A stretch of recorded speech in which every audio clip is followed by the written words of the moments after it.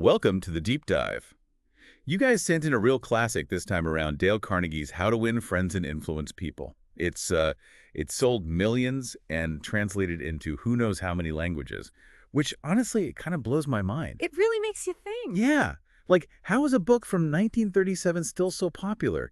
Is it just common sense dressed up, or is there something deeper going on? Well, I think that's what we're here to figure out, right? Exactly. Yeah. So we're not just summarizing, we're going on a deep dive, a treasure hunt, if Yeah. you will, for those aha moments that have made this book a classic. And what really stood out to me in the preface was that Carnegie didn't just, invent these principles. Oh, yeah. Tell me about it. This book, it came out of a huge research project. No kidding. Yeah. A study from the University of Chicago and the YMCA. Took 2 years, cost $25,000. Back then, that was a fortune. I can only imagine. And they found that besides health, what adults really wanted to learn about was human relations. You're saying back then there wasn't really a guidebook for that, for how to, win friends and influence people. Exactly. There was this need, but no instruction manual. Fascinating. And that's where Carnegie steps in. It's like he's answering a call. Yeah. He was already teaching courses on human relations, drawing on 15 years of research and experience. He even interviewed some of the biggest names of the time, right? Oh, absolutely. Marconi, Edison, FDR, even Clark Gable. Trying to crack the code of their success, their people skills. It's like he went straight to the source, to the masters. So are you ready to unlock some of these dormant assets that Carnegie talks about? Let's do it. All right. Part 1. Fundamental techniques in handling people. Here we go. Principle 1. Don't criticize, condemn, or complain. Carnegie kicks things off with, it's kind of a dark story, honestly. Oh. Yeah, about Two Gun Crowley, a gangster from the 1930s. Even when he was facing the electric chair, this guy never blamed himself for his crimes. Always claimed he was just, defending himself. It's hard to believe, right? But if a hardened criminal can convince himself of his own innocence, what does that say about the rest of us? It's like this built-in need we have to protect our egos, even when we're dead wrong. Exactly. And Carnegie's point is that criticism just throws fuel on that fire. It makes people defensive and resentful, less likely to actually change. It's like kicking a beehive, right? Exactly. You're just asking to get stung. He even quotes John Wanamaker, the department store guy, who said, and I love this, he'd rather focus on his own shortcomings than waste energy scolding others. Now that's wisdom. It is. It's like instead of pointing fingers, we should be looking inward. Totally. And speaking of looking inward, you know who went through a fascinating transformation in this area? Ooh. Abraham Lincoln. Oh, interesting. As a young man, he was known for being pretty critical, even wrote some pretty harsh letters. But over time, he learned to master the art of handling people, especially during the Civil War. I mean, the stakes were pretty high then. Right. And there's this incredible story about General Meade. After Gettysburg, Lincoln was furious with Meade. Because he missed an opportunity to crush Lee's army, right? Exactly. Lincoln even drafted a letter ready to relieve Meade of command. But then he stopped. What made him change his mind? He realized sending that letter, it would just damage Meade's morale, potentially hurt the Union war effort. He chose empathy over anger. Wow. He literally ripped up what could have been a mic drop moment. It shows incredible self-control, and it highlights how powerful understanding and empathy can be. It's like sometimes a soft touch works better than a hammer. Totally. And it's not just about generals and wars. It reminds me of that story, Father Forgets, that Carnegie includes in this section. I love that story. It's so powerful, and it's this beautiful reminder to see things from a child's perspective, to appreciate their efforts instead of always criticizing. It's a lesson that applies to, honestly, all our relationships. Absolutely. Okay, so we've established that criticism is a no-go. What's the alternative? Well, Carnegie moves on to principle 2. Give honest and sincere appreciation. And this is where he drops that amazing quote from Charles Schwab.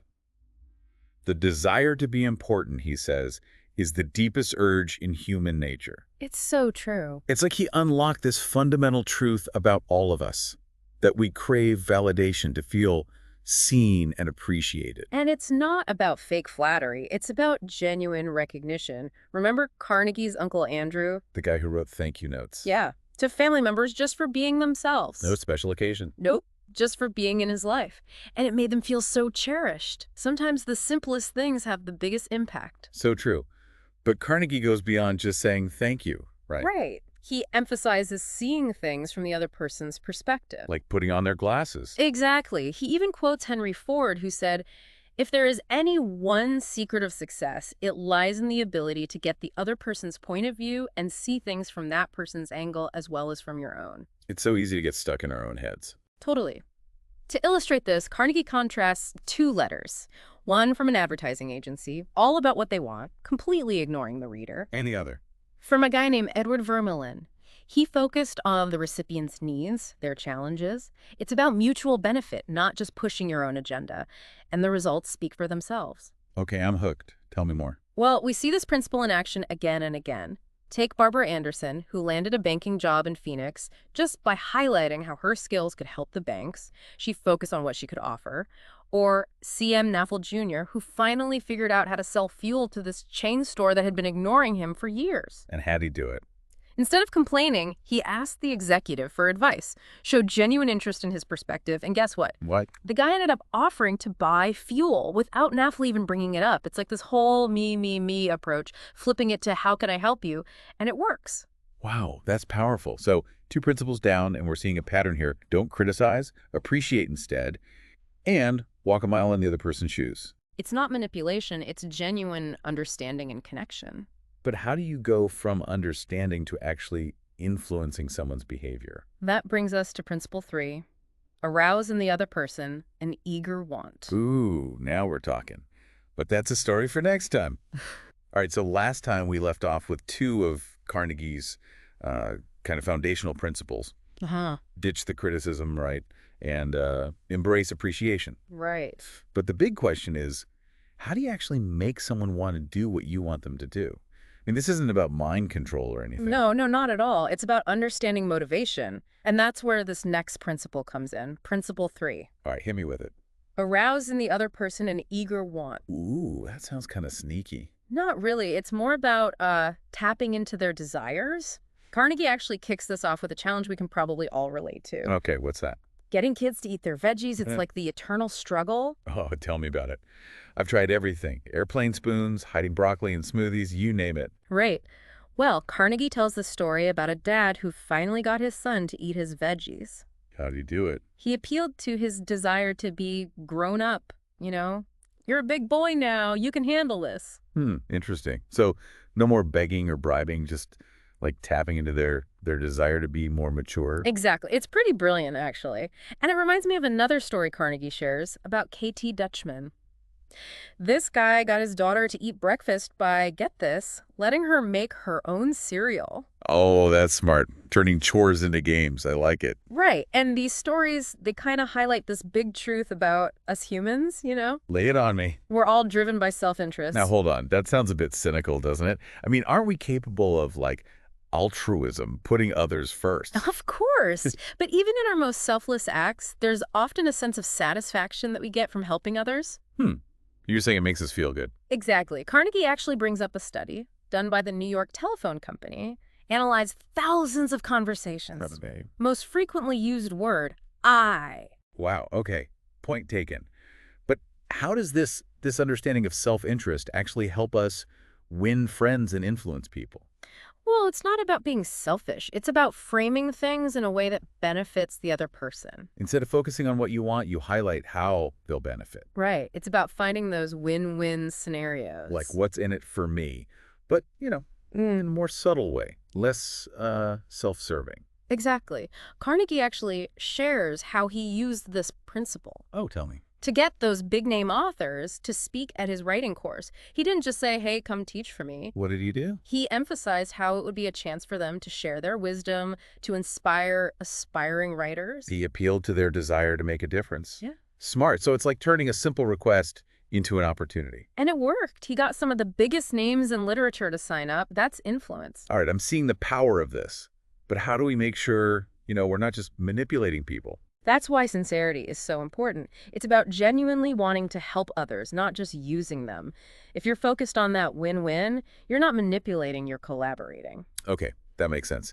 So we've covered these kind of foundational principles. Yeah, not criticizing, appreciating, and understanding that self-interest. Right. But now I'm curious, what are those 6 ways to actually make people like you? Let's move on to part 2. Sounds good. Principle 1. Become genuinely interested in other people.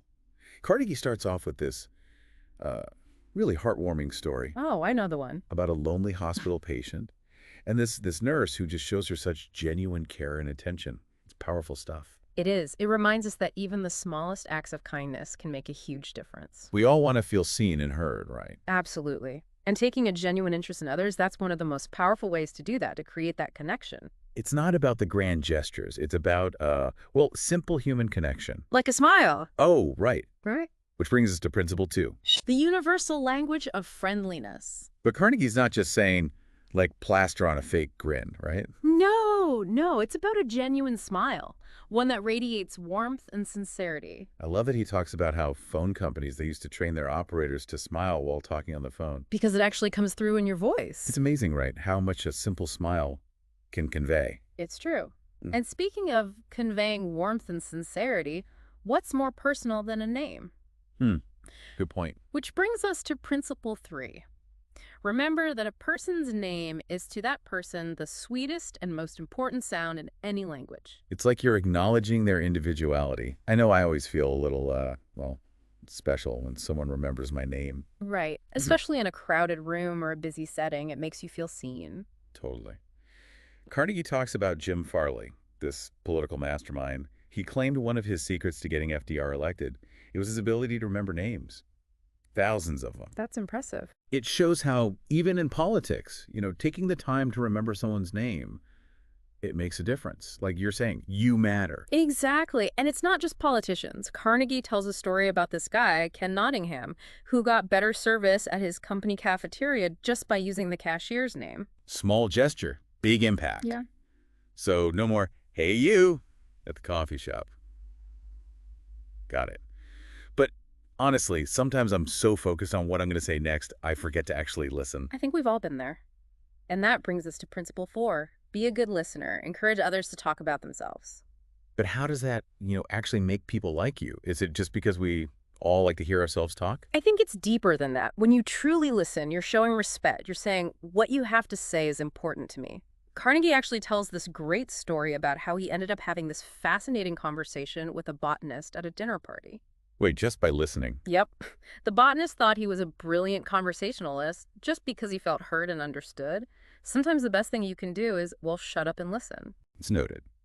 But Carnegie points out it's not just about being silent. It's about engaging, asking questions, encouraging them to share.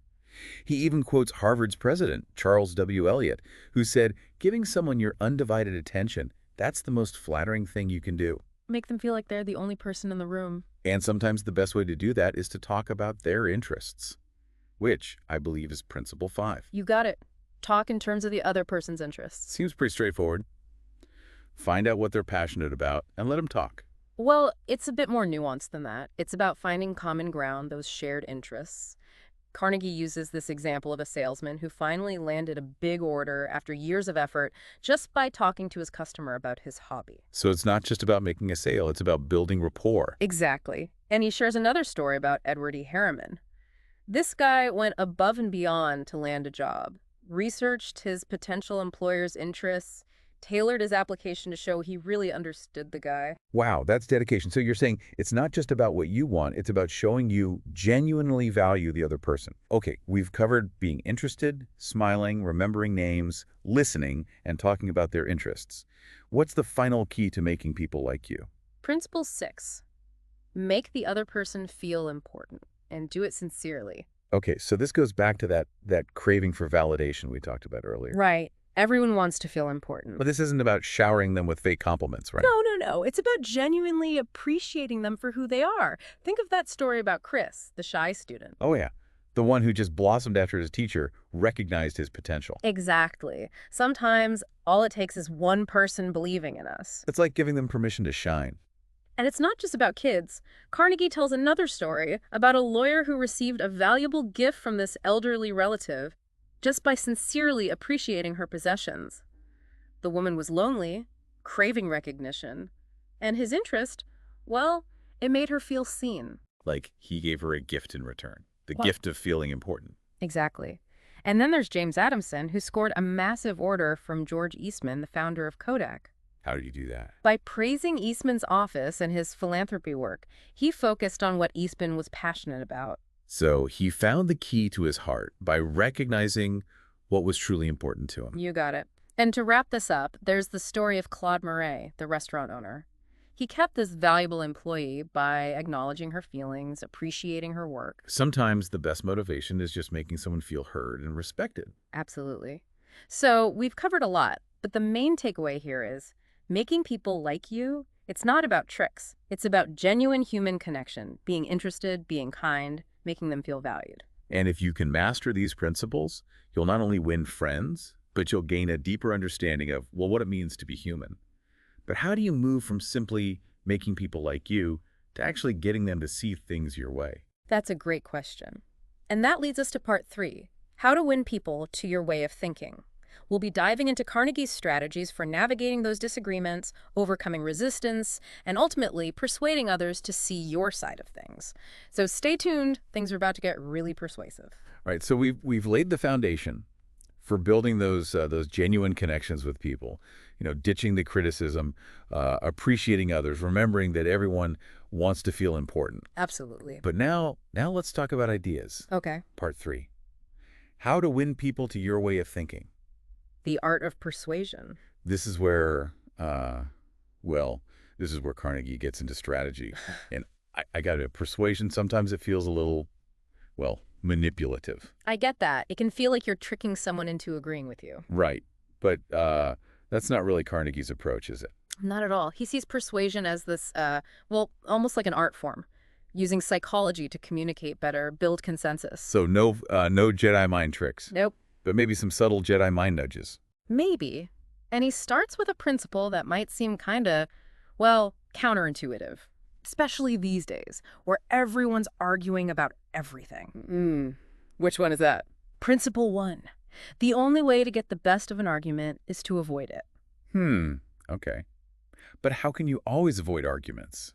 Especially when you feel strongly about something. Well, Carnegie himself, he used to be a debate champion. Really? Loved a good argument, but he realized arguments rarely actually change anyone's mind. Oh, I see. More often, they just cause resentment, damage relationships. He even says you can't win an argument. You can't, because if you lose it, and if you win it, you lose it.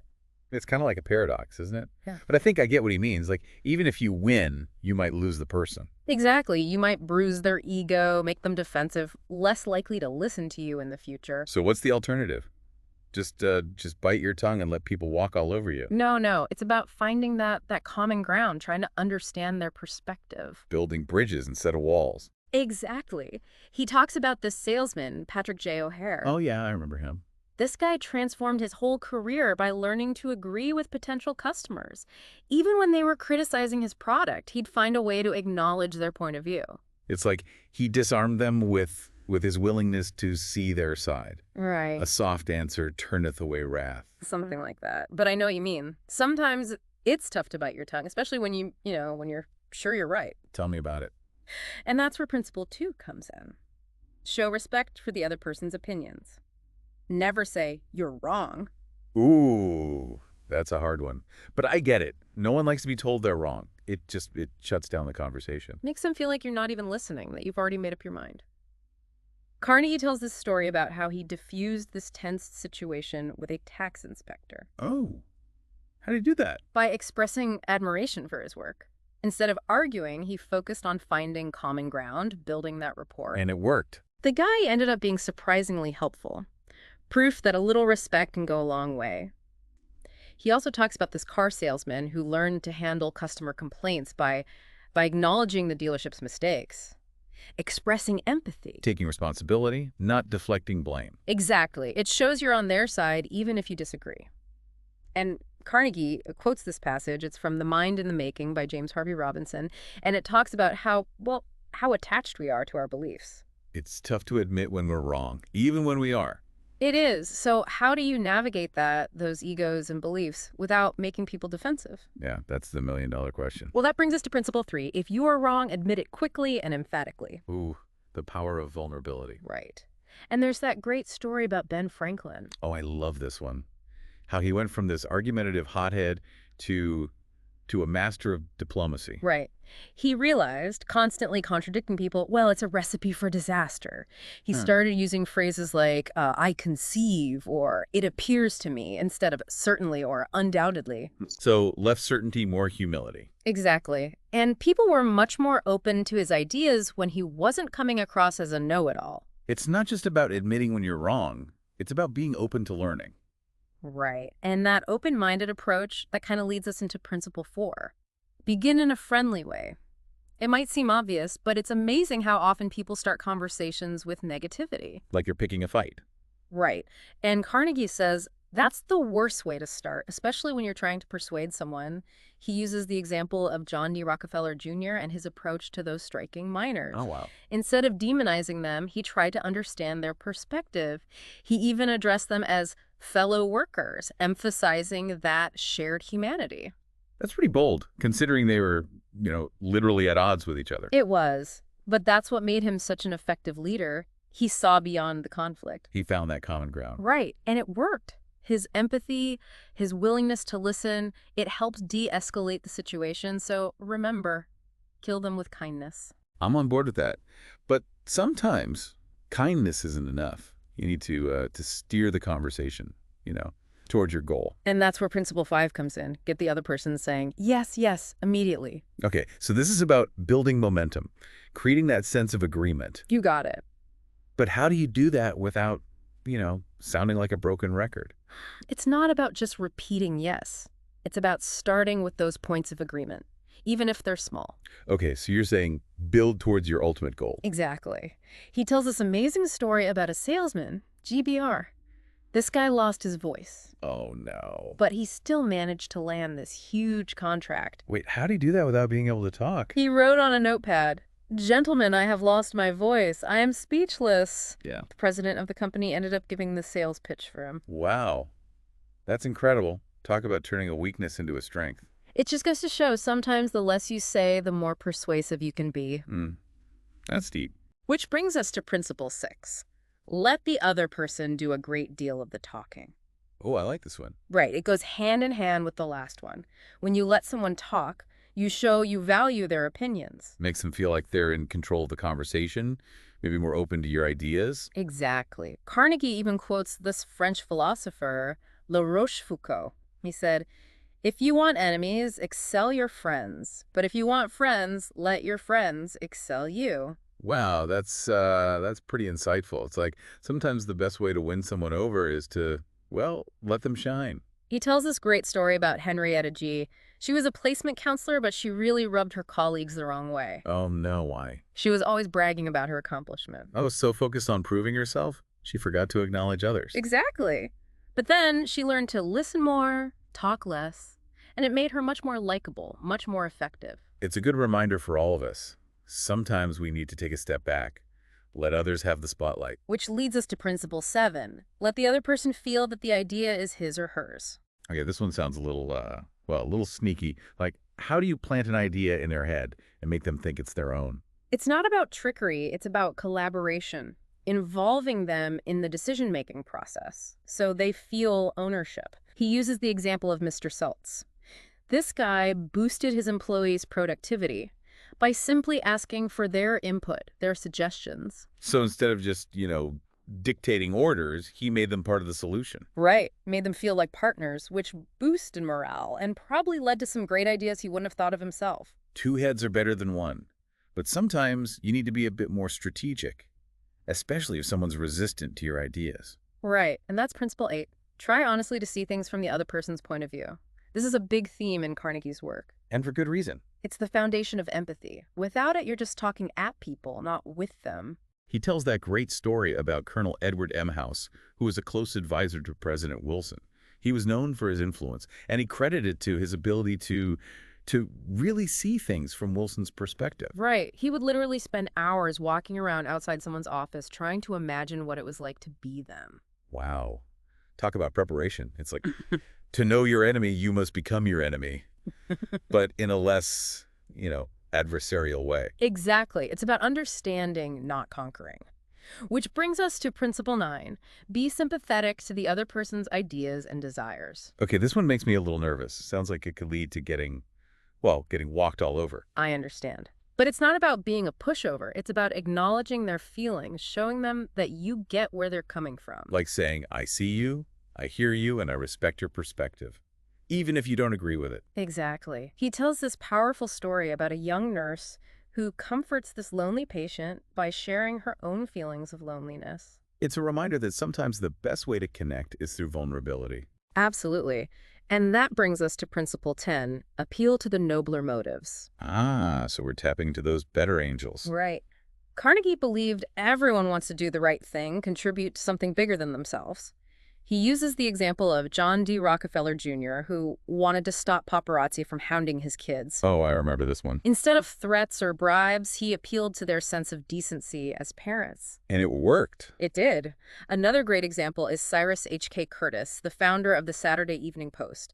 He couldn't afford to pay top writers early on, so he appealed to their altruism. How so? He offered to donate to their favorite charities. So the writers got recognition and their charities benefited.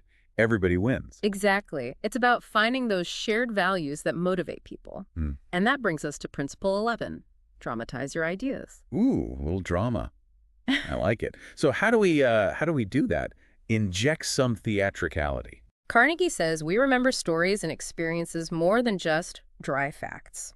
He tells this great story about Jim Yeamans, the salesman who, he threw a handful of pennies on the floor. What?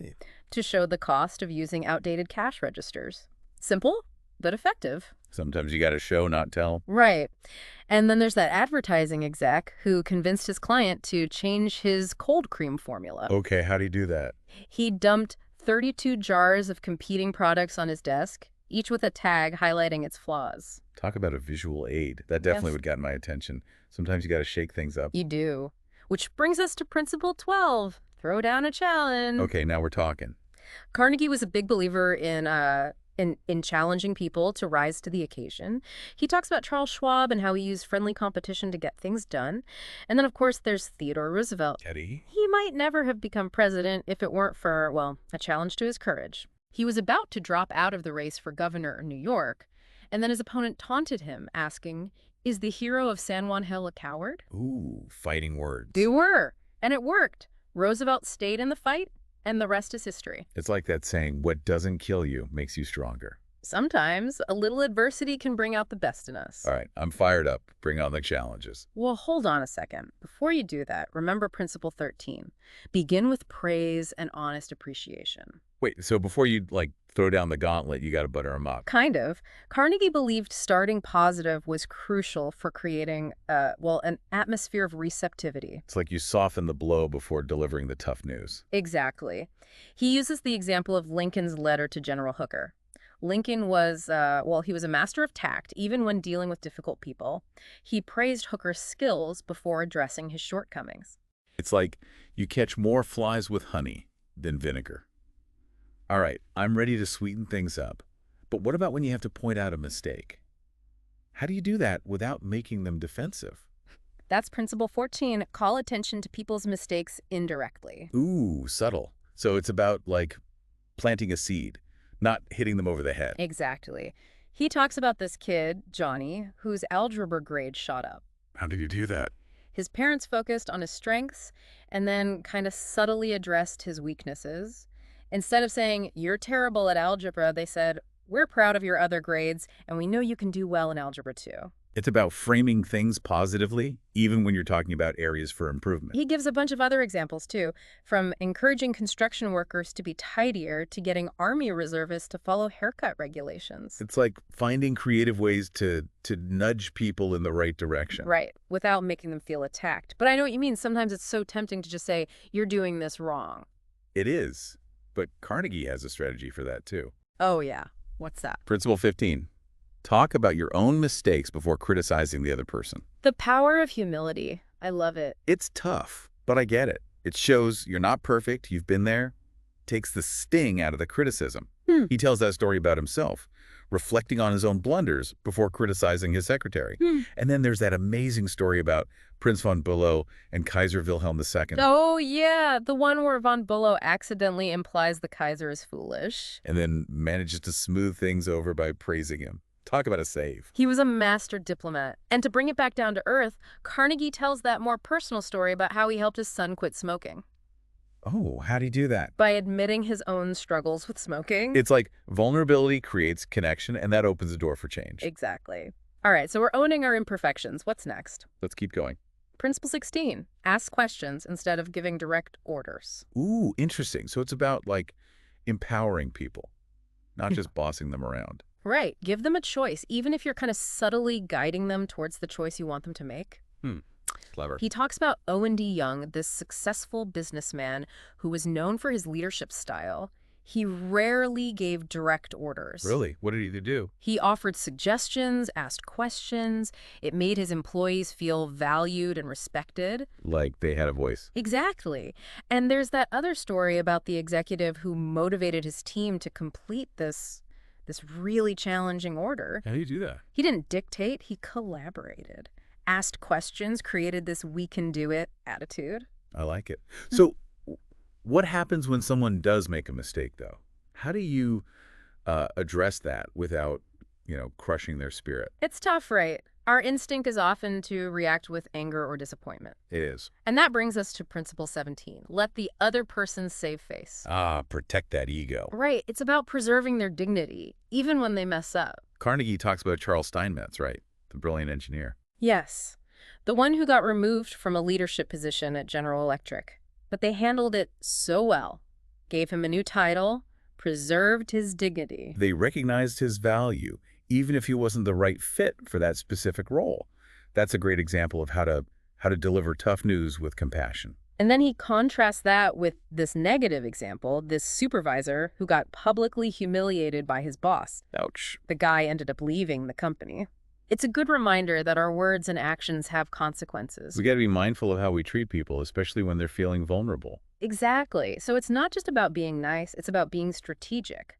By letting them save face, you might actually strengthen the relationship. And make them more likely to learn from their mistake. Okay, that makes sense. What's next? Principle 18. Praise the slightest improvement and praise every improvement. Be hearty in your approbation and lavish in your praise. Ooh, I'm sensing a theme here. Positive reinforcement. Bring on the good vibes. Carnegie believed it was crucial for growth and development. He shares this inspiring story about a young man who overcame incredible challenges to become a successful writer. Wow, that's amazing. It is. It reminds us that everyone has potential. Sometimes they just need someone to believe in them. And you talked about Keith Roper before, right? The guy who motivated his struggling employee by praising him. Yep. It's about recognizing those contributions, no matter how small. Celebrating those little wins that can add up to big successes. And didn't Carnegie quote William James? He did. James said we're capable of so much more than we realize.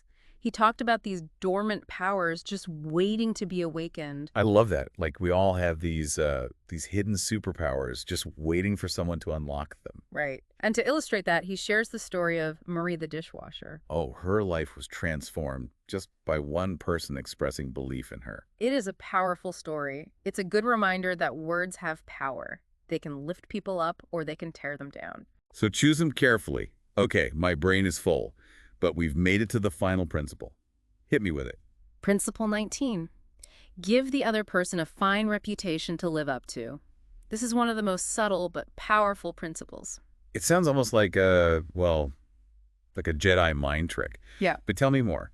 How does giving someone a reputation actually change their behavior? It's about setting expectations, creating a self-fulfilling prophecy. So if you treat someone like they're capable and trustworthy, they're more likely to become that. Exactly. He tells a story about a dance teacher who built up her students' confidence by focusing on her strengths, downplaying her weaknesses. Gave her a reputation to live up to. Helped her overcome her doubts. And then there's Ely Culbertson, who became a bridge expert after being told he had a natural talent for it. Sometimes all it takes is a little encouragement to unlock someone's potential. It's like you're giving them permission to be their best selves. Right. And he wraps up this principle with a few more examples.